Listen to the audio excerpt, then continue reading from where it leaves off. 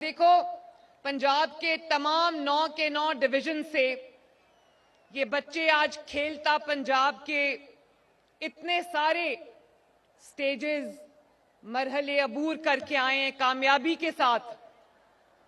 तो मैं ये कहने में मुझे बहुत खुशी भी हो रही है, फख्र भी हो रहा है कि पंजाब के एक कोने से लेकर दूसरे कोने तक पंजाब चैंपियन से भरा पड़ा है माशाल्लाह।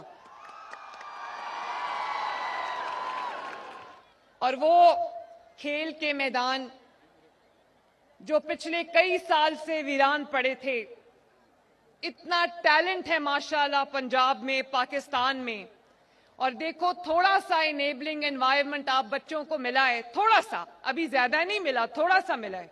और आप लोगों ने ये लाइंस लगी हुई हैं उन टैलेंटेड बच्चों की, बेटियों की, बेटों की, जिन्होंने ना सिर्फ आज अपने माँ बाप का नाम रोशन किया है, अपने शहर का नाम रोशन किया है, अपने डिवीजन का नाम रोशन किया है, बल्कि पंजाब का नाम रोशन किया है, मरियम नवाज का नाम रोशन किया और पाकिस्तान का नाम रोशन किया है।